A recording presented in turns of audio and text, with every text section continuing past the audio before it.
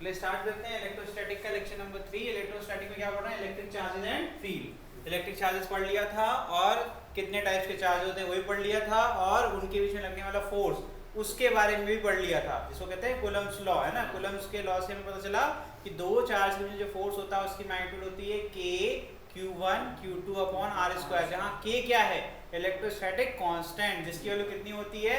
1/4πε0। समझ में आया कि नहीं आया? यहाँ एप्सिलॉन नॉट क्या था?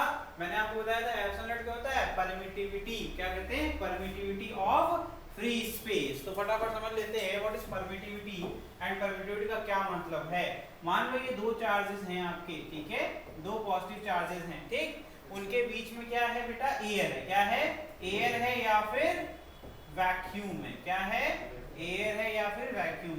ऐसे स्पेस को क्या कहते हैं? Free space. क्या कहते हैं इसको? Free space. ठीक है बेटा। अब इनके बीच में परमिटिविटी वर्ड देखो, कहीं परमिशन से निकला हुआ परमिट पास जैसे मिलता है ना, परमिट है कि नहीं तुम्हारे पास किसी तरह जाने का। तो इधर के बीच में जो भी देखो, एक तो पहली बात हम लोग सीख चुके हैं कि इनके बीच में कोई भी कांटेक्ट नहीं होता है, नॉन कांटेक्ट फोर्स होता है। मतलब कि ये जहां पर है वहीं रहेगा, ये भी जहां पर है वहीं रहेगा, लेकिन एक दूसरे पर फोर्स भी लगाएंगे। समझ में आया? तो फिजिकल कांटेक्ट नहीं होता है। Very good. अब क्योंकि इसके बीच में है तो अब वो बात में हम सीखेंगे, एक नया टर्म आने वाला है, that is called electric field intensity. यही वो रीजन होता है जिससे कि वो कूलम्बियन फोर्स अप्लाई होता है किसी भी पॉइंट पर, राइट? समझ में आ गया? तो अब जो मैं कहने जा रहा हूं, तो इसका मतलब है कि यहां से यहां फोर्स जाना तो किसी मीडियम से होकर गुजर रहा होगा, है ना। वो मीडियम अगर फ्री स्पेस है तो उस मीडियम से जाने का जो परमिट है उसी कहते हैं परमिटिविटी। क्या कहते हैं? परमिटिविटी। समझ में आ रहा है कि नहीं आ रहा है? अब ये परमिटिविटी का फॉर्मूला क्या होता है? परमिटिविटी का फॉर्मूला होता है एफ साइन, जैसे एफ ई नहीं है, जैसे एफ साइन है, ठीक है। मैं रीराइट कर रहा हूं, ये कुछ ई जैसा दिखता है लेकिन होता नहीं है, ठीक है। एफ साइन उल्टा 3 कह लो इसको, ठीक। और इसको कहते हैं परमिटिविटी, ठीक। इसका फॉर्मूला होता है एप्सिलॉन नॉट एप्सिलॉन आर। ये एप्सिलॉन आर की वैल्यू फॉर फ्री स्पेस, जिसको इसको क्या कहते हैं? डायरेक्ट्रिक कांस्टेंट, ठीक है। For free space epsilon r is equal to what? 1। क्या होता है? 1। इसका मतलब एक्चुअल फॉर्मूला क्या होता होगा? एक्चुअल फॉर्मूला होता है 1/4 एप्सिलॉन एल। क्या होता है? Epsilon L. लेकिन एप्सिलॉन बराबर क्या है? Epsilon naught into epsilon L R, लेकिन एप्सिलॉन आर की वैल्यू कितनी है? 1। समझ में आ रहा है? तो इसका मतलब है कि फ्री स्पेस यानी कि वैक्यूम या फिर एयर के केस में जो परमिटिविटी है उसकी वैल्यू कितनी हो जाएगी? एप्सिलॉन नॉट के बराबर। तो हम इस फॉर्मूले में क्या देखेंगे? 1/4 एप्सिलॉन नॉट। समझ में आ रहा है कि नहीं आ रहा है? लेकिन अगर मैंने इन दोनों चार्जेस को उठा करके किसी पानी में रख दिया, मैंने क्या कहा? किसी पानी में रख दिया, तो ये जो एप्सिलॉन आर होता है ये मीडियम के हिसाब से बदलता रहता है। क्या कह रहा हूँ? जैसे जैसे मीडियम बदलोगे वैसे वैसे इसकी वैल्यू बदलेगी। इसको कहते क्या है? इसको कहते हैं डाइलेक्ट्रिक कांस्टेंट। क्या कहते हैं? Dielectric constant. समझ में आ रहा है कि नहीं आ रहा है? इसके लिए जो सिंबल यूज करते हैं वो एक एप्सिलॉन आर होता है और दूसरा सिंबल क्या होता है? कैपिटल के। समझ में आ रहा है कि नहीं आ रहा है? ये दो सिंबल यूज किए जाते हैं। कभी कभी न्यूमेरिकल्स में दिया होता है कि कोई भी आपके दो चार्जेस हैं उनको प्लेस कर दिया किसी एक मीडियम के अंदर। क्या कर दिया? एक मीडियम के अंदर। अब पूछा गया कि अगर डाइलेक्ट्रिक कांस्टेंट की वैल्यू मान लो कि 1.4 है, if dielectric constant is 1.4 then what is the value of, बताओ, what is the value of coulombian force between them. समझ में आया कि नहीं आया? तो अब अगर हमें चाहिए वो फॉर्मूला कैसे बनेगा मीडियम वाला, तो फटाफट देखो लिख देता हूं मैं आपके लिए। तो अगर हम किसी मीडियम की बात करें, क्या मैं इसको यूज कर लूं, इस स्पेस को? नहीं, रिपीटिंग लगानी पड़ेगी। तो फॉर मीडियम क्या हो जाएगा? परमिटिविटी का फॉर्मूला हो जाएगा एप्सिलॉन नॉट एप्सिलॉन आर। तो फोर्स का फॉर्मूला क्या हो जाएगा? फोर्स का फॉर्मूला होगा K Q1 Q2 upon r square. लेकिन K की जो वैल्यू है उसको अगर हम ओपन करें तो वहां पर आएगा 1/4 epsilon naught into epsilon r Q1 Q2 upon, तो देखो चेंज कहाँ आया? चेंज आया 1/एप्सिलॉन आर। तो मैं कह सकता हूं कि जो अगर मुझे 1/एप्सिलॉन आर को सॉल्व करना हो उसको मैं मल्टीप्लाई कर दूं, जो भी फोर्स रहेगा मीडियम एयर हो या फिर वैक्यूम हो। समझ में आया कि नहीं? इक्वेशन आ गया कि नहीं आ गया? अच्छा जी, यहां पर जब एयर रहता है तो वैल्यू कितनी होती है? 9 × 10⁻⁹ K की वैल्यू कितनी होती है? तो मैंने आपको ये जो सिखाया, ये जानबूझ करके सिखाया जिससे कि तुम एयर तो फटाफट निकाल ही लोगे, k की वैल्यू 9 10 पावर 9 पुट कर दोगे, q1 पता होगा, q2 पता होगा, ये भी तुम कर लोगे ना इतनी चीजें। अच्छा, जब इतनी चीजें कर लोगे तो इसका मतलब है तुम f एयर निकाल लोगे हमेशा, और न्यूमेरिकल में सिर्फ दिया है एप्सिलॉन r की वैल्यू 1.4। ठीक है, सीखो, ये चीज बहुत जरूरी है, अभी तुरंत सीख जाओ। मैं ये इसलिए सिखा रहा हूँ, न्यूमेरिकल्स में हम सोचते हैं कि हम 1/4 पाई एप्सिलॉन नॉट लिखेंगे, फिर एप्सिलॉन का मल्टीप्लाई करेंगे, हम वही ब्लेंडर करते हैं। जबकि सिर्फ क्या कर देना है, एयर का सॉल्व करो और क्या कर दोगे, एप्सिलॉन r से डिवाइड कर दो, है ना आसान। ठीक है, क्योंकि k की वैल्यू 9 × 10⁻9 तुरंत पुट कर देंगे हम लोग, तो इसका मतलब है 9 × 10⁻9 को डिवाइड कर दें अगर 1.4 से, तो we will get the answer for k in medium. सीख गए कुछ? ये एक इंपॉर्टेंट था फॉर न्यूमेरिकल्स, उसमें आपके साथ खेलेंगे, लेकिन स्मार्ट बच्चा कभी भी घबराएगा नहीं, फटाफट रिलेशंस निकाल लेगा। और सिंपल बच्चा क्या करेगा, वो सिर्फ और सिर्फ पूरा फॉर्मूला खोलेगा, उसको इस तरीके से लिखेगा और पूरा सॉल्व करेगा बड़ी मेहनत से, राइट, वो बेवकूफी होगी। ठीक है, चलिए ये हो गया आपका। And this is known as dielectric constant, पता होना चाहिए ये क्या होता है, डाइलेक्ट्रिक कांस्टेंट। ठीक है, इसको k से भी डिनोट करते हैं, कैपिटल के। ठीक है, ठीक, ओके।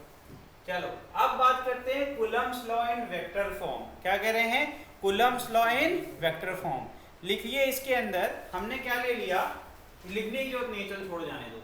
हमने क्या कर लिया, दो चार्जेस को, ठीक है, लोकेट किया by using a position vector. हमने एक चार्ज ले लिया q1, अब वो बेसिक स्टेटमेंट तो लिखना हम लोग को आता ही है ना, late two charges q1 q2, है ना, समझ में आ गया कि नहीं आ गया, with position vector r1 and r2।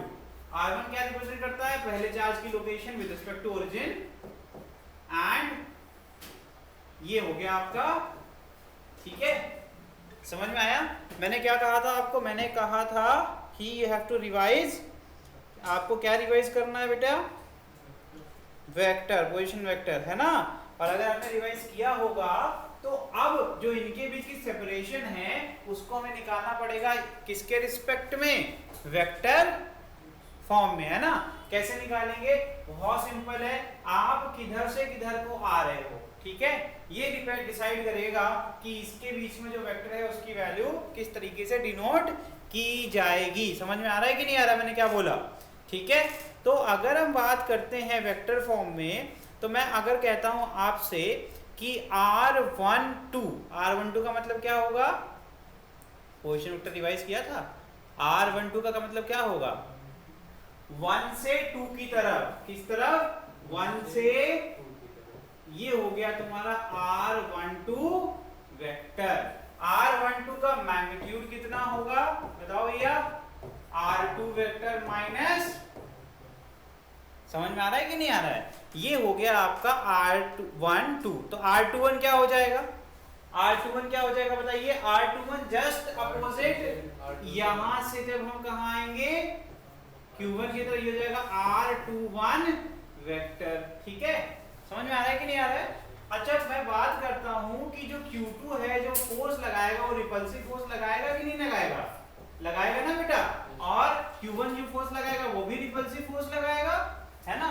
तो मैंने नोटेशन सिखाई थी, क्या नोटेशन सिखाई थी बताइए, F12 का मतलब क्या है, force on one due to Q2। समझ में आ रहा है कि नहीं आ रहा है। तो अगर मैं लिखता हूं कि मुझे दिखाना है Q1 पे लगने वाला फोर्स, तो मैं कैसे लिखूंगा, F12।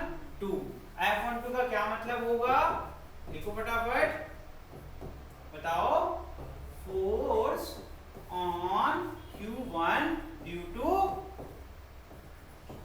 समझ में आ रहा है कि नहीं आ रहा है।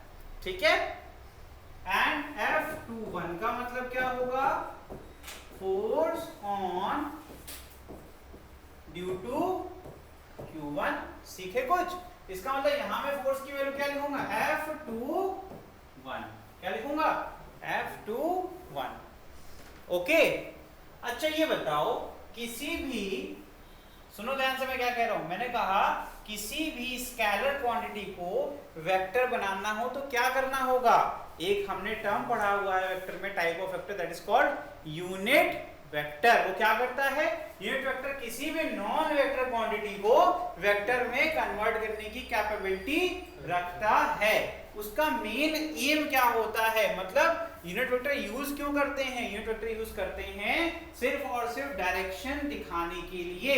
उसका मैग्नीट्यूड हमेशा क्या होता है, 1 होता है। इसका मतलब है कि अगर कभी भी एक यूनिट वेक्टर लिखा हुआ है, अगर कभी भी एक यूनिट वेक्टर लिखा हुआ है तो यूनिट वेक्टर का मैग्नीट्यूड क्या होगा, इट विल बी ऑलवेज 1। समझ में आया? तो इसका मतलब है कि कभी भी यूनिट वेक्टर को किसी भी नंबर से किसी भी स्केलर क्वांटिटी से मल्टीप्लाई कर देंगे तो हमेशा एक डायरेक्शन उसके साथ मल्टीप्लाई हो जाएगी और मैग्नीट्यूड प्लस डायरेक्शन मिलकर के बनता है एक वेक्टर क्वांटिटी। तो कूलम्स का जो लॉ सीखा था उसके हिसाब से अगर हम F12 का मॉड कर दें यानी कि मैग्नीट्यूड कर दें या फिर F21 का मॉड कर दें तो हमें क्या मिलेगा, K Q1 Q2 upon R square. जहां पर मैंने ऐसे मॉड लगा दिया और मैंने कहा कि इसकी जो वैल्यू होगी वो हम मान लेते हैं कि वो कोई नंबर ही होगा, मैग्नीट्यूड तो है ना, दूरी तो फिक्स होगी जिसको R हम कह सकते हैं। समझ में आ रहा है कि नहीं आ रहा है, अच्छे समझ में आ रहा है, ठीक है।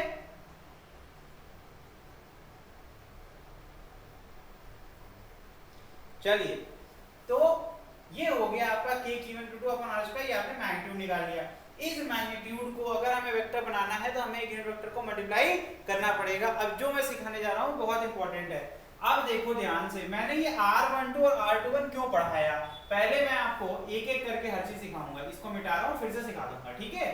अब एक चीज मुझे बताइए जरा, अगर मैं कहता हूं F12, ठीक है, मैं क्या कहता हूं, इस Q1 को थोड़ा सा अलग अलग करके लिख दे, सब एक ही साथ लिख दें। ये Q1 यहाँ है और ये Q2 यहाँ, ठीक है। Q1 Q2 समझ में आ गया। अब देखो ध्यान से, जो बोल रहा हूं वो सुनते जाना ध्यान से। मैंने कहा मुझे फोर्स ऑन Q1 बताओ, मैंने क्या बोला, फोर्स ऑन Q1 बताओ। तो आप कहेंगे सर लिखेंगे F12 वेक्टर लिखेंगे, है ना। फिर आप कहेंगे sir K Q1 Q2 upon R square. अब एक चीज मुझे बताइए बेटा, Q1 से Q2 जाऊं, Q2 से Q1 हो जाऊंगा तो बराबर दूरी ना। yes, तो मैंने क्या कर लिया, मैंने कहा R12 का मॉड जो होगा वो R होगा, R21 में क्या अंतर होगा, R21 की दिशा बदल जाएगी और कुछ भी नहीं होगा। लेकिन अगर मॉड लगा देंगे, मॉड का काम क्या होता है, आपके सिर्फ मैग्नीट्यूड मतलब +2 और -2 को दोनों को बराबर करके 2 दिखा देगा। वो किसी भी, देखो अपोजिट में क्या आता है, निगेटिव, है ना। तो निगेटिव को गायब करने के लिए क्या लगा देते हैं, मॉड, जिसको कहते हैं मैग्नीट्यूड। संख्या हमेशा न्यूमेरिकल वैल्यू होती है, वो पॉजिटिव नेगेटिव हम अलग अलग रिप्रेजेंट करते हैं सिचुएशन के हिसाब से, राइट। हमने कहा सिर्फ मैग्नीट्यूड की बात करो तो मैग्नीट्यूड तो R ही रहेगा ना। मैं कहूं कि मैं जा रहा था 2 मीटर गया और 2 मीटर वापस आ गया, गया और आया, अगर एक बार में पूछोगे तो कहेंगे 2 ही मीटर तो हुआ ना। तो 2 मीटर चाहे मैं इधर से इधर जाऊं चाहे इधर से, वो है तो एक वैल्यू ही, तो मैंने उसको R मान लिया। तो मेरा K Q1 Q2 upon R square समझ में आ गया, वेरी गुड। अब लेकिन मुझे चाहिए क्या, वेक्टर। F12 की दिशा में कौन सा पोजीशन वेक्टर है जिसका रिजल्टेंट आ रहा है, R12 है कि R21 है, R12 इधर है और R21 किधर आएगा, है ना। तो R21 का अगर सिर्फ हमें डायरेक्शन मिल जाता तो अपना काम हो जाता, है ना। तो मैंने कहा यार अगर मैं यहाँ पर R21 वेक्टर का यूनिट वेक्टर रख दूं, क्या बोला मैंने, क्योंकि यूनिट वेक्टर किसी वेक्टर की वो वैल्यू है जिसमें सिर्फ और सिर्फ मैग्नीट्यूड 1 होगा और डायरेक्शन उसकी जो ओरिजिनल वेक्टर की होगी वही डायरेक्शन इसके पास भी होगी। तो अब मुझे एक मैग्नीट्यूड मिल गया और डायरेक्शन मिल गई, क्या ये वेक्टर है, यस, क्योंकि मैग्नीट्यूड प्लस डायरेक्शन हमेशा वेक्टर ही होता है। समझ में आया कि नहीं आया। तो हमने R21 के ऊपर टोपी क्यों पहनाई, हमने उसका यूनिट वेक्टर निकाल लिया।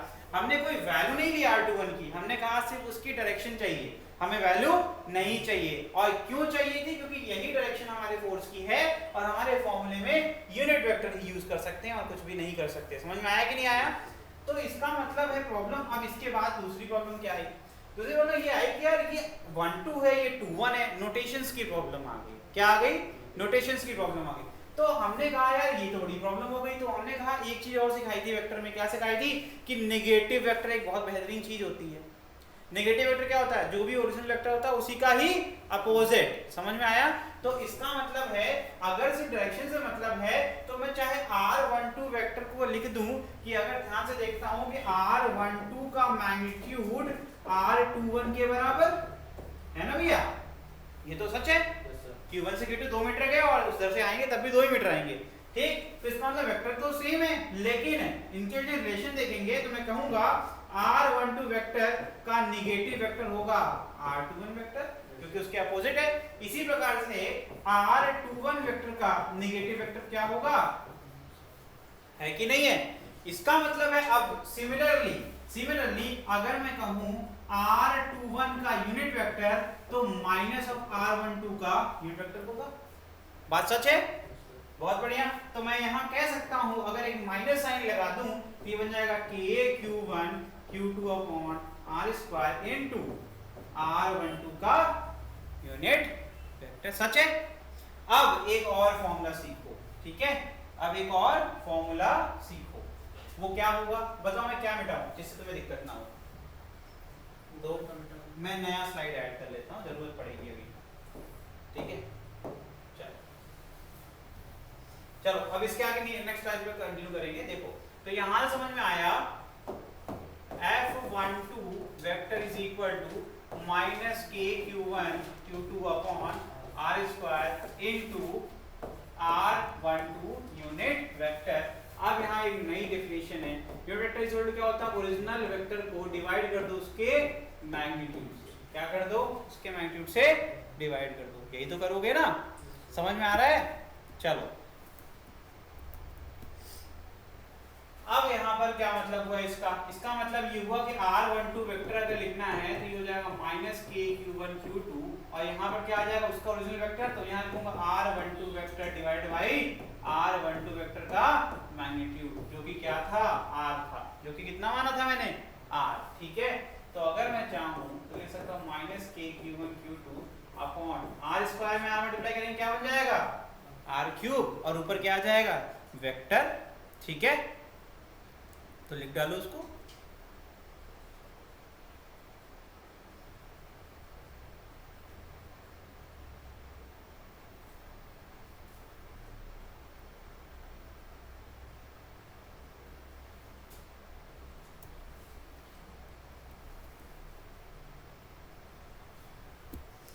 ठीक है, क्या आएगा यहां पर, r2 वेक्टर माइनस r1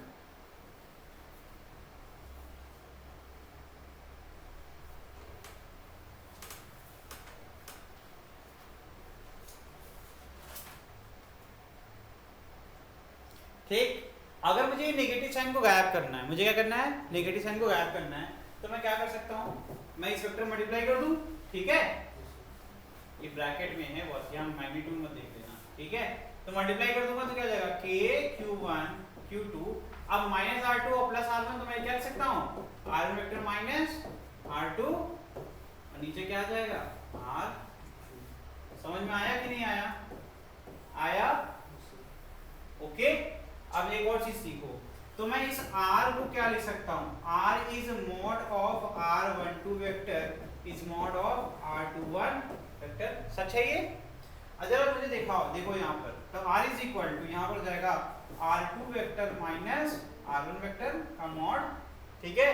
और क्या हो सकता है, जैसे also equal to r1 vector minus, अब ये किसी समझ नहीं आ रहा, समझो ध्यान से, एक सिंपल सी बात है यार, 1 से 2 गए तो फाइनल वेक्टर कौन सा होगा, r2 माइनस इनिशियल, ठीक है, r2 माइनस r1। 2 से 1 गए तो फाइनल क्या होगा, 1 होगा, तो r1 माइनस मॉड क्या है, मैग्नीट्यूड को रिप्रेजेंट करता है, ओके। तो किताबों में जब आप पढ़ेंगे तो यही सेम फॉर्मूले कुछ इस प्रकार से लिखे हुए हैं, जिसको देख करके आपको डर लगता है, जबकि आज नहीं लगेगा। k q1 q2 यहाँ क्या है, r1 vector minus r2 vector, नीचे क्या है, r को मैं चाहूँ तो इसमें तो कुछ भी लिख सकता हूँ न्यूमरेटर के हिसाब से, है ना। तो मैंने कहा इसको लिख दो r1 माइनस r2 वेक्टर का मॉड का क्यूब, मैग्नीट्यूड का क्यूब। गलत क्या है इसमें, अरे ये भी तो r को ही रिप्रेजेंट करता है ना। अब आपके लिए क्या होमवर्क है जो आप करना चाहिए, आपको लिखना है f21 वेक्टर के बारे में, फटाफट लिख डालो। f21 करेंगे फिर से वही कहानी, क्या हो जाएगा, kq1 q2 upon r square into, अब F21 के डायरेक्शन में कौन सा वेक्टर था? F21 उधर जा रहा है, उधर कौन जा रहा है? R12। तो मैं R12 लिखूंगा क्या? इतना सब सिखाया तो मैं R12 ना लिख करके मैं लिख दूंगा माइनस ऑफ R21 वेक्टर, है ना। इससे फायदा यूनिट वेक्टर, इससे फायदा क्या होगा? मुझे दो बार नहीं करना पड़ेगा, ठीक। फिर माइनस साइन में बाहर कर लूंगा और मैं फिर इसके बाद जब इसको लिखना चाहूंगा तो कैसे लिखूंगा? R21 vector upon mod of R21, जो कि क्या है? R ही होगा। तो यहाँ आ जाएगा माइनस के Q1 Q2 upon R cube into यहाँ क्या आ जाएगा? R21 वेक्टर, यही तो आएगा ना। पूरी कहानी याद है, ठीक। अब माइनस ऑफ R21 को अगर ओपन करेंगे तो R21 क्या था? देखो ये लिखा हुआ R1 minus R2, minus sign लगेगा पलट जाएगा R2 माइनस R1, तो ये जाएगा K Q1 Q2, यहाँ क्या आ जाएगा ब्रैकेट में? R2 minus R1 vector divided by क्या लिख दूं? R2 माइनस R1 वेक्टर का मॉड का Q। क्यों भाई, समझ में आया कि नहीं आया? पक्का? देखो ये फॉर्मूला बन के आपके पास तैयार, ठीक है।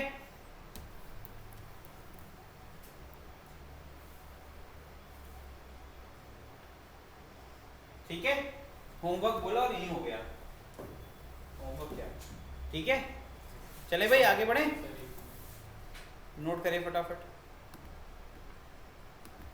चलिए नेक्स्ट देखिए, अब लोग पढ़ने वाले हैं प्रिंसिपल ऑफ सुपरपोजिशन, ठीक है। इसको एक ही बार पढ़ना, हर चैप्टर में बार बार आएगा। इलेक्ट्रिक फील्ड पढ़ेंगे, फिर आएगा पोटेंशियल पढ़ेंगे, इस चैप्टर में 2-3 बार आएगा कम से कम, फिर आगे चल के भी आएगा, ठीक। इसका मतलब बहुत सिंपल होता है, कहता है कि अगर कोई स्केलर वैल्यू है, ठीक है, जैसे पोटेंशियल एक स्केलर वैल्यू है, ठीक। तो पोटेंशियल, इलेक्ट्रिक पोटेंशियल जब आप पढ़ोगे तो किसी भी चार्ज के ऊपर अगर किसी भी पॉइंट पर आप पोटेंशियल निकालना है आसपास के अलग अलग चार्ज के कारण, ठीक है।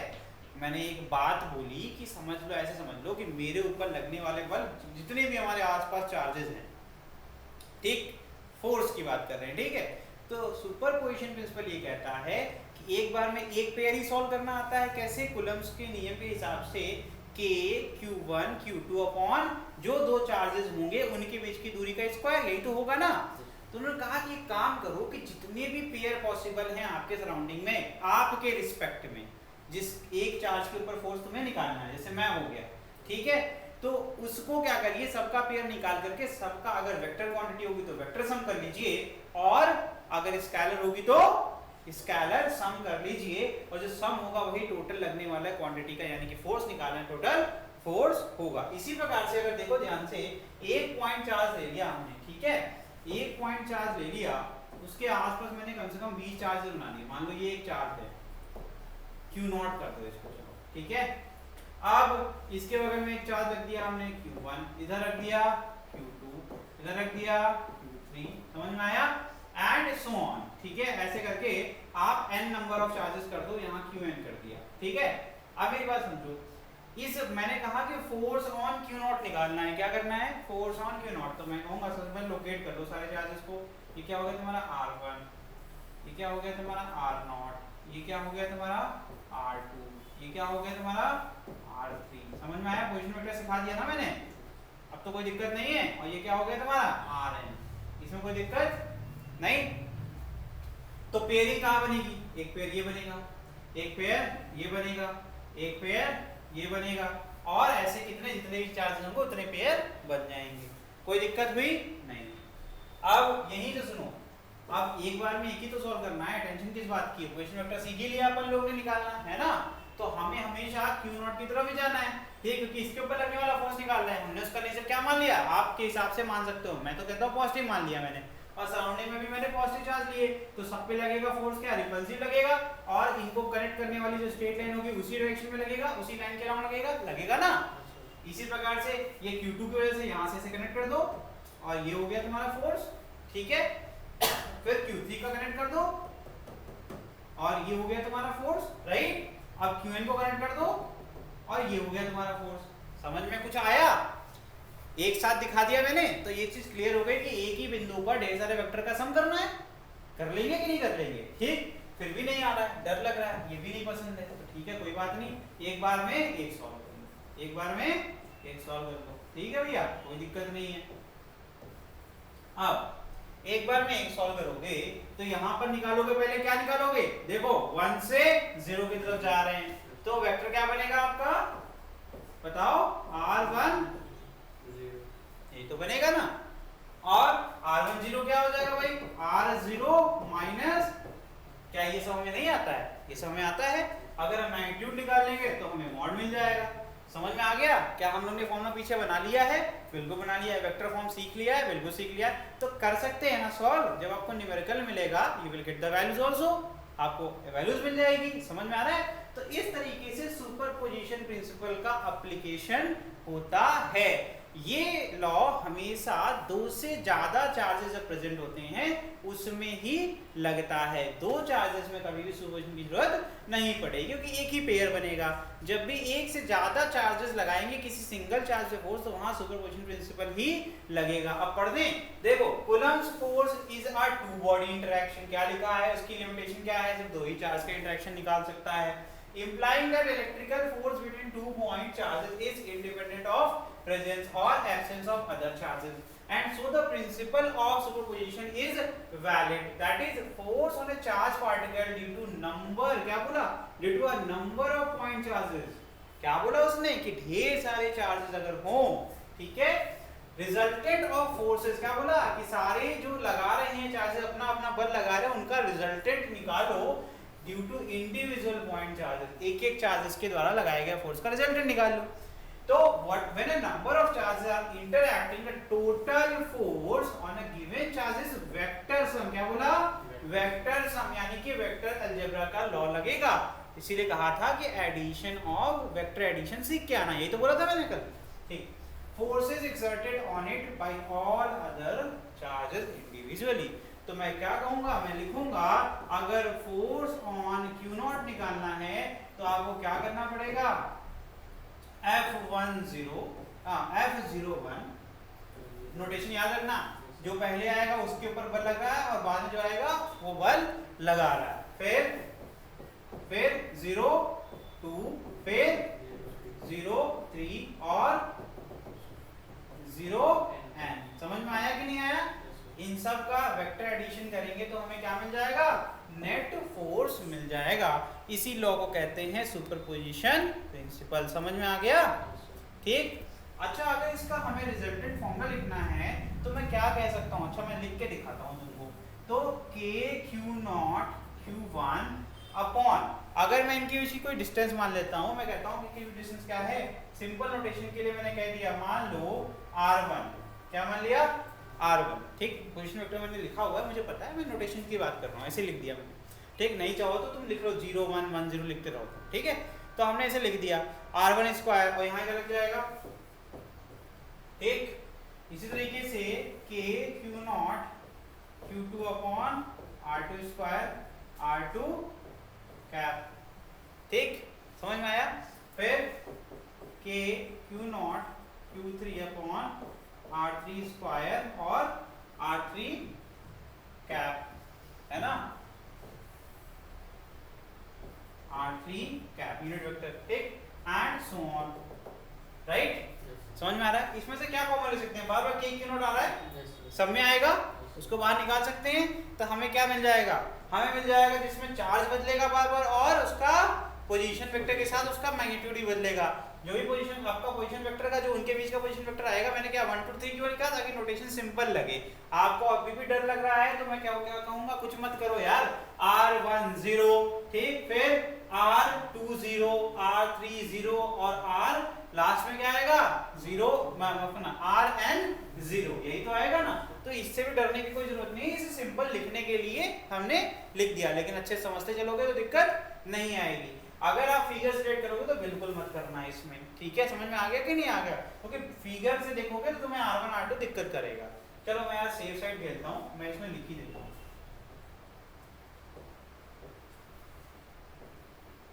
ठीक है। अब ठीक है, कोई दिक्कत नहीं होगी, ठीक। सब में KQ0 कॉमन है, बाहर निकाल लो, बाहर निकालोगे तो क्या हो जाएगा, बाहर निकालोगे, ये इक्विलिब्रियम वाला टॉपिक है, कॉमन लेके कहाँ लिख दें, यहीं लिख दे क्या, तो यहाँ से KQ0 कॉमन ले लेंगे बेटा, तो देखो बचेगा क्या, हर बार बचेगा Q1 R10 vector upon 10 square, यही तो बचेगा ना। तो मैं कहता हूँ यार यहाँ समेशन लगा दो और यहाँ पर अगर हम सिंप्लीफाई करना है तो यहाँ पर q और उसके बाद i नोटेशन डाल दो, ठीक है। फिर यहाँ पर ri, ठीक, क्योंकि एक सिंगल कॉमन आ रहा r1, ठीक है। फिर यहाँ पर क्या आएगा डिवीजन में, ri का स्क्वायर और i इज इक्वल टू लिख दो 1 से लेकर के n। गलत है क्या? तो यहाँ पर लिख दो i0, यहाँ लिख दो i0। ओके, समझ में आया? ये मेरा फॉर्मूला है, जिस किसी और केस में आपको रिलेट करना आना चाहिए। तो देखो सीखो कैसे, i इज इक्वल टू 1 करेंगे, q1 अपॉन r10 का स्क्वायर, r10 का यूनिट वेक्टर, प्लस का समेशन का मतलब क्या होता है, बीच में प्लस का साइन है तो प्लस का साइन लग जाएगा। फिर i के लिए 2 लिखोगे तो क्या बन जाएगा, q2 अपॉन r20 का whole square, r20 unit vector. Okay, perfect बन गया फॉर्मूला। तो ये तुमने अपना खुद का एक फॉर्मूला बना लिया, फोर्स ऑन Q0। लो भाई, समझ में आया नहीं तो 2-3 बार देख लोगे तो आ जाएगा। समझ में आया क्या? दोबारा रिपीट करूं? रिपीट करना है, ये कर दें। देखो ये मैंने क्यों किया, फिर सीख लो। चलो आओ दोबारा सीखते हैं। अभी कूलम्स लॉ पढ़े थे वेक्टर फॉर्म में, क्योंकि डायरेक्शन ऑफ फोर्स चाहिए था। समझ में आया? ये मैंने 1-0 ही क्यों लिखा, 0-1 क्यों नहीं लिखा? बिकॉज 0-1 लिखेंगे तो 0 से 1 की तरफ जाएंगे, जो कि अपोजिट डायरेक्शन है। क्या समझ में आया ना भाई? तो मैंने इसीलिए 1-0 लिखा। फिर मैंने उस नोटेशन को पकड़कर चला, क्योंकि इसका ही मॉड करोगे तो मैग्नीट्यूड मिलेगा। तो k q1 q2 upon r square में मैंने r10 का स्क्वायर लिख दिया, दैट इज मैग्नीट्यूड, राइट। फिर मैंने कहा कि मुझे उसी डायरेक्शन में फोर्स चाहिए, तो फोर्स का डायरेक्शन कौन रिप्रेजेंट करता है, r10 वेक्टर करता है, तो उसका यूनिट वेक्टर ले लिया, राइट। इसी तरीके से मैंने लिखा k q0 q2। देखो q0 और अगला पेयर क्या है, q2, और इनके बीच बनाओगे तो क्या बनेगा, r2 से r0 की तरफ। तो r20 बनेगा कि नहीं बनेगा, बनेगा ना। तो हमने क्या लिखा, r20 का स्क्वायर, और ऊपर क्या लिखा, r20 का unit vector, that is direction. समझ में आया? तो ये वेक्टर फॉर्म में हो गया। सिमिलरली फॉर q3 यहाँ पर है, q3 से मतलब r3 से r0 जाएंगे, तो इसका मतलब r30, राइट। तो r30 का यूनिट वेक्टर पकड़ा और r30 का ही मैग्नीट्यूड। बिकॉज अब मैं ये नहीं कह सकता सबका मैग्नीट्यूड बराबर है, क्योंकि मुझे नहीं पता कितनी दूरी पर रखे हैं सारे के सारे, राइट। तो मैं हर बार सॉल्व करता हूं और उसका मैग्नीट्यूड ही नीचे लिखता हूं। मैं अगर r लिखता जाऊंगा तो वो कंफ्यूजन क्रिएट कर देगा, गलत वैल्यू को भी इनवाइट करेगा क्वेश्चन के अंदर। समझ में आ गया? अब क्लियर हो गया? तो पूछना चाहिए कभी ना आए तो। इसमें फिर मैंने आगे ये फॉर्मूला कैसे क्रिएट किया, समेशन भी सीख लो। जब भी सेम क्वांटिटी को, समेशन कहां लगता है, इंटीग्रेशन कहां लगता है, अभी सिखा रहा हूं, सुन लो। समेशन हर उस जगह लग जाएगा जहां एडिशन हो रहा है, पहली बात, और सेम क्वांटिटी का एडिशन हो रहा है, दूसरी बात। दोनों इंपॉर्टेंट बातें। फोर्स एंड सारे फोर्स हैं, quantity same, common property same हो गई। अब वहां समेशन लगेगा अगर कुछ कॉमन है तो। कॉमन देखो k q0 यहाँ और ऐसे करते करते सब जगह बाहर उठा लो, ठीक। चेंज क्या हो रहा है, अगर चेंज का पैटर्न सब में बराबर हो रहा है, जैसे मान लो अगर ऐसा होता k q0 कॉमन भी होता, समेशन कब नहीं लगता वो भी बता देता हूँ। k q0 कॉमन भी होता, ऐड भी हो रहा होता, फोर्स भी होता, लेकिन ये जो क्वांटिटीज हैं, जैसे यहाँ चार्ज एक बार बदला, एक बार नहीं बदला, फिर एक बार बदला और फिर एक बार नहीं बदला, अब यहाँ पर पैटर्न बन गया, ठीक है। समेशन लगाना मुश्किल हो गया, ठीक है। तो उसको भी करने के दो टुकड़े करने को, उतना डिटेल में जाने की जरूरत नहीं है, नीट में तो कोई जिंदगी में पूछेगा भी नहीं। बस इतनी सी बात है भाई, Q भी चेंज हो रहा है, साथ साथ में R भी चेंज हो रहा है, और यूनिट वेक्टर भी, तीनों साथ में चेंज हो रहे हैं ना, सब में हो रहे हैं ना, समेशन लग गया, फिट हो गया। तो हमने क्या कॉमन ले लिया और हमने कहा कि समेशन लगाओ। समेशन का मतलब जितनी बार i की वैल्यू बदलोगे, हमेशा 1 से बदलोगे, नियम पहला एक, ठीक। पहला नियम क्या होता है, जहां से तुमने i = 1 लिखा ना मैंने, तो इसका मतलब मैं तुम्हें बता रहा हूं कि पहली वैल्यू हमेशा 1 लोगे। फिर दूसरी वैल्यू कैसे लेंगे, हमेशा समेशन में इंक्रीमेंट +1 होता है। दूसरी वैल्यू क्या आएगी, 2, तीसरी क्या आएगी, 3, और हर बार जब इंक्रीमेंट होता है तो जो भी तुमने वैल्यू पुट करी उसका प्लस का साइन लगाओगे। समझ में आ रहा है कि नहीं आ रहा है? और जो भी बाहर मल्टीप्लाई में वो मल्टीप्लाई करते जाओगे। तो अगर i की वैल्यू 1 पुट करी तो क्या मिलेगा तुझे, k q0 q1 मिलाते हैं ना, ठीक है, अपॉन r10 का स्क्वायर इनटू r10 का यूनिट वेक्टर। क्या मिला भाई? फिर क्या करूंगा, समेशन कहता है प्लस का साइन लगाओ, फिर आगे बढ़ो, तो प्लस का साइन लगाया, फिर से k q0 था वो रहेगा, फिर q2 मिला r20 का स्क्वायर इनटू r20 का यूनिट वेक्टर। फिर से इंक्रीमेंट का नियम कहता है प्लस लगाओ और ऐसे कब तक करते रहेंगे। यहाँ क्या लिखा है ऊपर n, इसका मतलब है n नंबर ऑफ टाइम्स हम ये चीज रिपीट करेंगे। तो क्या हमें वापस से मिलेगा कि नहीं मिलेगा? समझ में आ गया? तो इसी को कहते हैं सुपरपोजिशन प्रिंसिपल। ओके, ऐसे पढ़ा जाता है। जब आप ऐसे पढ़ेंगे तो कभी फिजिक्स आपको कठिन लग ही नहीं सकती। अगला जो खेल है वो बड़े मजेदार है। इसमें कहते हैं इक्विलिब्रियम। कुछ शब्द ऐसे हैं जो अभी बताऊंगा, पूरी 12th की फिजिक्स में या 11th फिजिक्स कहीं पर भी पूरी फिजिक्स में फिक्स्ड उसका मतलब होता है, कभी उसका मतलब बदलता ही नहीं है और ना कभी बदलेगा। That is equilibrium. इक्विलिब्रियम का मतलब क्या है? कोई भी क्वांटिटी, जिस भी क्वांटिटी के लिए इक्विलिब्रियम बोल रहे हैं। जैसे मैंने बोला equilibrium point for electric field, तो इलेक्ट्रिक फील्ड अलग क्वांटिटी हो गई। मतलब कि इलेक्ट्रिक फील्ड वाले हम कुछ नहीं जानते, लेकिन इतना हम जानते हैं, सर ने बोला था इक्विलिब्रियम मतलब कि जो भी क्वांटिटी उसका नेट वैल्यू 0 हो गया उस पर्टिकुलर पॉइंट पर। तो क्या बोला? Equilibrium of charge particle. कह रहे हैं इक्विलिब्रियम ऑफ चार्ज पार्टिकल का मतलब क्या? वो चार्ज क्या लगाता है? फोर्स लगाता है। क्या लगाता है? फोर्स। तो इसका मतलब है दो चार्जेस के बीच में कोई ऐसा बिंदु भी हो सकता है या ऐसा कुछ पॉइंट होगा जहां कोई तीसरा चार्ज रखें सच दैट उस पर नेट फोर्स क्या हो जाए? 0। क्या हो जाए? Net force 0।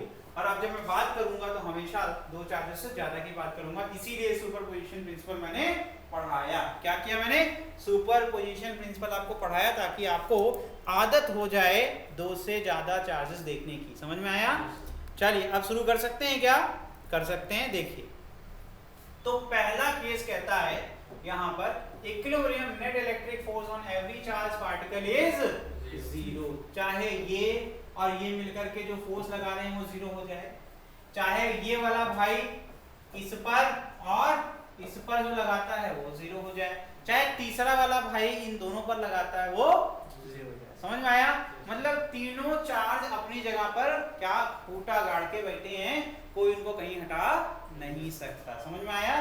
चाहे कितना भी रिपल्शन कर लो, क्योंकि वो इक्विलिब्रियम पॉइंट पर बैठे हुए हैं या इक्विलिब्रियम कंडीशन को मेंटेन कर रहे हैं। तो एक चीज तो कॉमन सेंस वाली बातें करें पहले हम लोग, थोड़ा सा है ना, हमने हमेशा इजी करके पढ़ाया है, तो इजी कैसे करेंगे? पहले कुछ कॉमन सेंस सीख लेते, फिर लगाएंगे दिमाग जितना है। तो एक चीज बताओ, अगर मैं इसको ऐसे सिखाऊं तुमको, मैं कहता हूं ये पॉजिटिव कर लो, ये भी पॉजिटिव कर लो, ये भी पॉजिटिव कर लो, कभी इक्विलिब्रियम होगा क्या? कॉमन सेंस लगाओ, होगा क्या?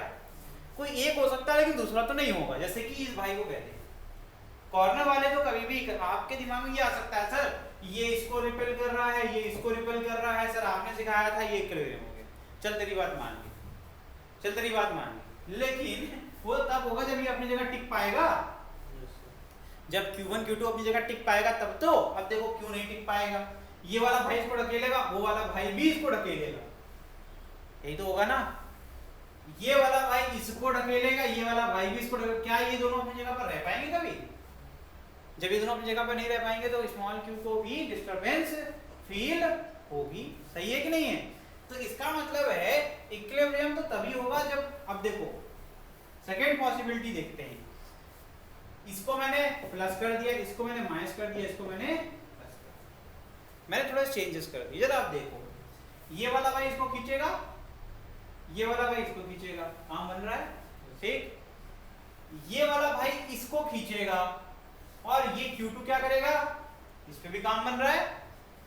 ये वाला भाई Q2 को खींचेगा और Q2 को Q1 रिपेल करेगा। हर जगह देखो बैलेंस बना, तीनों पे बैलेंस बन गया। सिर्फ एक चेंज करने से पूरा पूरा स्टेबल हो गया। समझ में आ रहा है कि नहीं आ रहा है? अब तुम चाहे किसी और को कर लो, कहीं और करके देखते हैं। अब मैंने कहा कि इसको माइनस कर दो, इसको भी प्लस कर दो, इसको भी, ठीक है।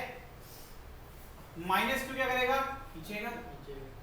ये वाला भाई भी इसको क्या करेगा? रिपेल करेगा भाई, प्लस प्लस। अरे देखो ना, अच्छा हम नाम लिखना शुरू करेंगे। ये Q1 की वजह से लगने वाला फोर्स है अट्रैक्टिव, Q2 क्या करेगा? वो स्टेबल हो सकता है? नहीं हो सकता। इसी प्रकार से अब Q2 Q1 को खींचेगा, ठीक है, और स्मॉल q भी खींच रहा है, दोनों खींच रहे हैं, क्या कभी इक्विलिब्रियम होगा? नहीं। इसका मतलब अरेंजमेंट ये भी सही नहीं है। तो ये ट्रिक याद कर लेना कि कोई एक नेगेटिव गलत हो जाएगी, ठीक। अब मैं जो सिखा रहा हूँ, अगर फ्री चार्ज इक्विलिब्रियम में रखना है तो एक ही सबसे सुटेबल कंडीशन यहाँ देखने को मिली, दैट इज दो आपके लाइक चार्जेस होंगे, उनके बीच में तीसरा चार्ज हमेशा क्या होगा, अनलाइक। ये लाइक, ये क्या होगा, अनलाइक। पहली कंडीशन फॉर इक्विलिब्रियम, समझ में आ गया। तो क्या इसको कहीं भी रख दोगे तो इक्विलिब्रियम हो जाएगा, तो अगेन गलत बात है। कैसे गलत बात है, अरे Q1 is not equal to Q2 ना, अरे नहीं पता है ना। तो इसमें तो कहीं भी अगर इसको ताकतवर के पास रख दोगे तो ये कभी वापस आने देगा ही नहीं, देगा आने के लिए। अरे टग ऑफ वॉर देखे हो, टग ऑफ वॉर, रस्सी खींचने वाला गेम देखे हो, दो पार्टी होती है, रस्सी खींचती है, उसी कहते हैं टग ऑफ वॉर, ठीक है। तो रस्सी जो खींचने वाला गेम है, अगर स्टार्टिंग में ही जो ताकतवर है उसको ढेर सारे खींच के उसको दे दो, ठीक है, एक बीच में ऐसे होती है दीवार, ठीक है, उसमें टच हो गए तो खत्म, हार जाओ। मैंने कहा कमजोर वाले को थोड़ी सी रस्सी देंगे और ताकतवर को खूब लंबी रस्सी दे देंगे खींच के। अब बताओ ये कभी वापस से जीतने का चांस है इसका, इम्पॉसिबल वाली बात है ना। तो इक्विलिब्रियम ऐसा तो नहीं हो सकता है कि आप ताकतवर के पास रख दो तो कमजोर, अगर स्टार्टिंग से मैंने कमजोर को एकदम दे दिया और ताकतवर कह दिया एकदम बगल में खड़ा कर दिया, तो अब ये ताकत होने के बाद भी हार जाएगा, क्योंकि वो थोड़ा तो दम लगाएगा ना। समझ में आ रहा है कि नहीं? तो इक्विलिब्रियम ऐसे नहीं होता। इक्विलिब्रियम का मतलब क्या है, समझो। इक्विलिब्रियम का मतलब ये हो गया कि x की ऐसी पोजीशन होगी, कैसे पता मुझे पता है x का ही तो खेल है सारा। क्या बोला मैंने, x का ही तो खेल है। एक तो ये इनवर्सली प्रोपोर्शनल होता है फोर्स, तो अगर मैंने x को आपका लीनियरली चेंज किया तो स्क्वायर टाइम्स आपका रिड्यूस हो जाएगा। क्या, x की वैल्यू अगर +1 की तो स्क्वायर टाइम्स आपका फोर्स डिक्रीज कर जाएगा। समझ में आया कि नहीं आया? तो न्यूमरेटर में क्या है, न्यूमरेटर में तो सर लीनियर वैल्यू है, Q1 है और ठीक है, इसमें से एक चार्ज तो कॉमन होगा। अब इसके डायरेक्टली प्रोपोर्शनल है, इसके इनवर्सली स्क्वायर टाइम्स प्रोपोर्शनल है। मेरी बात सुनना ध्यान से, बड़ा फर्क होता है। जैसे देखो, इसकी वैल्यू मैंने 1 से बढ़ाई, ठीक है, जैसे मतलब 2 कूलम था, मैंने 3 कूलम कर दी, ठीक। अब मैंने इसको 2 मीटर था, अब इसको 3 मीटर करेंगे तो 2 में कितना आएगा, 1/4, 3 में 1/9। देखो कितना बड़ा बदल गया, बड़ी वैल्यू आ गई कि नहीं आ गई। तो इसको कहते हैं एक्सपोनेंशियल डिक्रीज कराएगा वैल्यूज को, और ये क्या करेगा, लीनियरली कराएगा। मतलब 1 के बाद +1 हो गया। तो इसका ग्राफ बनाओगे तो कैसा दिखेगा, स्ट्रेट लाइन। इस भाई का ग्राफ बनाओगे तो कैसा दिखेगा, है ना, शार्प डिक्रीज दिखेगा। अरे एक चीज बताओ, 4 से डिवाइड करोगे फिर 9 से डिवाइड करोगे सेम वैल्यू को, तो 4 वाली वैल्यू से डिवाइड करने पे छोटी आएगी या 9 वाले से करेंगे तब आएगी। 2 समझ लो, 2 को 4 से डिवाइड किया तो जो वैल्यू आ रही है, और 2 को 9 से किया, कौन सी बड़ी होगी? 2 को 4 से क्या हुआ ली ना, क्योंकि 4 छोटा नंबर है। डिनोमिनेटर जैसे जैसे बढ़ता है वैसे वैसे वैल्यू घटती है, ये सीख जाओ, ठीक है, इतनी बात सीख जाओ। तो इस पैटर्न के हिसाब से हम चलते हैं, ठीक। तो इसका मतलब है इक्विलिब्रियम कैन बी अचीव्ड, ध्यान सुनना, इक्विलिब्रियम को अचीव किया जा सकता है, बस हम क्या करें, सही जगह पर चार्ज को प्लेस करें, ठीक। Q1 Q2 बराबर नहीं है तब भी ये पॉसिबल है कि इक्विलिब्रियम हो। तो कोई एक ऐसा बिंदु होगा जहां पर Q2 की वैल्यू ज्यादा होने के बाद भी x की और इसके बीच की दूरी ऐसी हो जाए कि वो उसको बैलेंस कर दे। समझ में आ रहा है कि नहीं आ रहा है? जैसे एक चीज सीखो, रेशियो क्वांटिटी होती है 2/4, तो 1/2 ही होता है, ठीक है। तो न्यूमरेटर नहीं बराबर है, डिनोमिनेटर नहीं बराबर है, लेकिन फ्रैक्शन बराबर है। समझ में आया? इसी बैलेंस को अचीव कर लेंगे अगर हम फॉर्मूले में, तो हमें क्या मिल जाएगा, वो पॉइंट मिल जाएगा जहां पर स्मॉल q चार्ज प्लेस कर सकते हैं, जिसके ऊपर नेट फोर्स क्या हो जाए, 0, और उसके वजह से भी लगने वाला फोर्स Q1 Q2 पर भी क्या हो जाए, 0। समझ में आया? उसी पॉइंट को कहते हैं इक्विलिब्रियम पॉइंट। समझ में आ गया? तो हमने मान लिया कि Q1 से वो इक्विलिब्रियम पॉइंट कितनी दूरी पर है, मान लेते हैं कि वो कितनी दूरी पर बच्चे, x दूरी पर। कितनी दूरी पर, x दूरी पर हमने लेट कर लिया, तो वो x की वैल्यू क्या होगी, let x be the distance of, अरे यार, ठीक है, ये लाइन लिखनी थी, with the distance of equilibrium point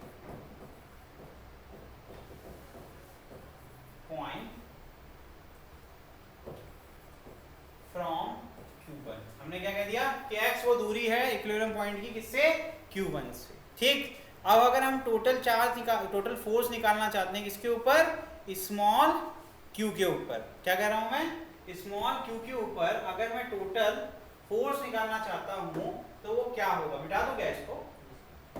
ठीक, तो बहुत सिंपल था ये फोर्स निकालना, इसको मैं प्रूव भी करूंगा, परेशान मत होना। ठीक है, यहाँ एक r होगा, ठीक है, बाकी सब सही है। तो इसको निकालना बहुत आसान है। मैंने कहा कि force on small q, superposition test में क्या सिखाया था मैंने, पहली बात तो इसका नेचर क्या होगा, अनलाइक होगा। क्या होगा, अनलाइक। ये दोनों क्या है, पॉजिटिव, वो क्या हो जाएगा, निगेटिव। अब बताओ इसकी वजह से अट्रैक्टिव फोर्स लगेगा, है ना, F on small q due to Q1, लिखने का नोटेशन याद है ना तुम लोग को। और ये क्या हो जाएगा, F on small q due to Q2, ये भी सिखा दिया था मैंने। तो क्या हो जाएगा, k q1 q2 upon r square, k q1 q upon x square, x is the distance between two charges, minus q because these are opposite in direction, दोनों फोर्स एक दूसरे के विपरीत हैं तो माइनस साइन लगेगा, प्लस लगेगा, minus sign लगेगा, है ना। और यहाँ देखो k q2 q अपॉन, अब ये दूरी कितनी हो जाएगी, r माइनस x, क्योंकि r वो दूरी है जो q1 और q2 के बीच की दूरी है। सही है, समझ में आ रहा है कि नहीं आ रहा है, ठीक है, जो r माइनस x का स्क्वायर। और अगर ये बिंदु इक्विलिब्रियम है तो इन दोनों का बल क्या हो जाएगा, कैंसिल आउट होकर 0 हो जाएगा। गलत किया मैंने, सही है, परफेक्ट है। Third charge should be unlike in nature, कह रहे हैं कि अनलाइक होना ही चाहिए, ठीक है। और क्या है भाई, k q1 q2, देखो k q1 q2 क्या हो गया, मैंने कहा कि q1 और q2 के बीच में लगने वाला बल, k मैंने कहा फोर्स ऑन क्या निकाल रहा हूं मैं, q1, मैंने क्या बोला, फोर्स ऑन q1, तो बेचारे q1 पे लगने वाला फोर्स क्या हो जाएगा, force due to q2 upon q1, तो f q2 q1 हो गया, q1 q2 हो गया, ठीक है, लिखा जाएगा k q1 q2 upon r square minus, अब ये नेगेटिव वाला क्या करेगा, अट्रैक्ट करेगा, तो अट्रैक्ट करेगा तो इसका मतलब मैं फिर से भी बना दूं क्या, यहाँ पर ये हो गया तुम्हारा q1, ये क्या हो गया तुम्हारा q, ये क्या हो गया तुम्हारा q2, इनके बीच की दूरी कितनी थी r, इनके बीच की दूरी कितनी थी x, सही है, तो इनके बीच की दूरी कितनी थी r माइनस, ठीक बेटा। अब q1 को q2 क्या करेगा, रिपेल करेगा, force on q1 due to, समझ में आ रहा है, और q1 के स्मॉल q क्या करेगा, स्मॉल q इसको अट्रैक्ट करेगा, f q1 स्मॉल q, सही है, ठीक। ये दोनों एक दूसरे के विपरीत हैं तो क्या होंगे, निगेटिव हो जाएंगे, मतलब सब्ट्रैक्ट हो जाएंगे, तो k q1 q2 upon r square minus k q1 q upon, इनके बीच की दूरी कितनी थी x, है ना, तो x square is equal to क्या हो जाएगा 0। ये भी इक्विलिब्रियम को रिप्रेजेंट करता है और ये भी इक्विलिब्रियम को रिप्रेजेंट करता है, वेरी गुड। तो x की वैल्यू होगा, दोनों को सॉल्व करेंगे तो क्या आ जाएगा, √q1 upon √q1 plus √q2 into r, r क्या है, q1 q2 के बीच की दूरी, समझ में आ गया। ये एक जनरल फॉर्मूला आपको हमने बना करके दे दिया। अगर किसी ने पूछ दिया कि इक्विलिब्रियम मेंटेन करना है दो चार्जेस के बीच में जिसकी नेचर क्या है, पॉजिटिव है, क्या बोला मैंने, पॉजिटिव है, तो उसका अनलाइक का मतलब क्या होगा बताओ। अगर ये दोनों ये पॉजिटिव है तो ये क्या होगा, नेगेटिव, तो minus q1 q2 upon √q1 plus √q2 का होल स्क्वायर। समझ में आया कि नहीं आया। तो इस फॉर्मूले की मदद से आप कोई भी चार्ज की वैल्यू भी निकाल सकते हैं। तो इससे क्या हो गया, एक सवाल बहुत अच्छा बनता है कि पूछता है कि ये बताओ कि कौन सा पॉइंट होगा जिस पर इक्विलिब्रियम होगा, तो ये सॉल्व करने के लिए हो गया, ठीक। फिर कितना चार्ज होगा, कितनी वैल्यू होगी q की, तो ये हो गया। इन दोनों की मदद से आप डायरेक्टली क्या कर सकते हैं, इक्विलिब्रियम वाले क्वेश्चन सॉल्व कर सकते हैं। समझ में आ रहा है कि नहीं आ रहा है। तो ये हो गया इक्विलिब्रियम। यहां मैंने क्या दिया है, एक सिमेट्रिकल शेप का अगर ऑब्जेक्ट होगा तो उसमें कौन सा पॉइंट होगा जहां पर इक्विलिब्रियम होगा, अगर सारे वर्टिसेस इक्विलेटरल ट्रायंगल है, क्या है, this is your equilateral triangle, ठीक है। और ये क्या है, ये तो आप जानते ही क्या है, स्क्वायर। दोनों का जो ज्योमेट्रिकल सेंटर होता है उसी पॉइंट पर इक्विलिब्रियम होगा अगर उसके सारे वर्टेक्स पे सेम चार्ज हो, जैसे कि q q q, ठीक, यहाँ पर भी q q q q, ठीक है, सब जगह सेम। तो हमेशा सेंटर जो होगा, ज्योमेट्रिकल सेंटर, उसी बिंदु पर इक्विलिब्रियम पॉइंट होगा। पहली बात, उसकी वैल्यू कितने अमाउंट का चार्ज पुट करेंगे तो उसकी वैल्यू निकालने के लिए क्या हो जाएगा, माइनस साइन, मतलब कि अगर ये तीनों पॉजिटिव है तो निगेटिव, और अगर ये तीनों निगेटिव है तो ऑटोमेटिकली वो पॉजिटिव हो जाएगा, ठीक, माइनस q अपॉन √3। और सिचुएशन बी यानी कि स्क्वायर में हो जाएगा माइनस q 2 प्लस 1/4। ये किसके लिए है? ये डायरेक्टली न्यूमेरिकल्स के लिए, फॉर न्यूमेरिकल्स। समझ में आ रहा है कि नहीं आ रहा है? तो अगर आपके पास ये फॉर्मूले रहेंगे डायरेक्टली आप इसको सॉल्व कर लेंगे। समझ में आ रहा है? ओके, तो ये था आपका। अगली क्लास में हम लोग सीखेंगे equilibrium of suspended point charge system. समझ में आ गया? तो हम लोग ने क्या क्या पढ़ लिया? हमने पूरा फोर्स पढ़ लिया है, तो फोर्स के ऊपर क्वेश्चंस कर सकते हैं।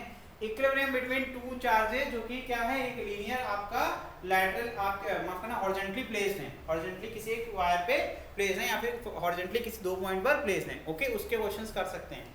सस्पेंडेड वाले क्वेश्चन नहीं कर सकते, ये हम कराएंगे तब करना है। ठीक है, अभी तो समझ में आ गया आपको सब कुछ। अब हम लोग क्या करेंगे, अगली क्लास में सस्पेंडेड पढ़ लेंगे और ये टॉपिक इक्विलिब्रियम का खत्म हो जाएगा। ठीक है, चलिए आज के लिए इतना ही। अब हम लोग मिलेंगे अगली क्लास में। Thank you.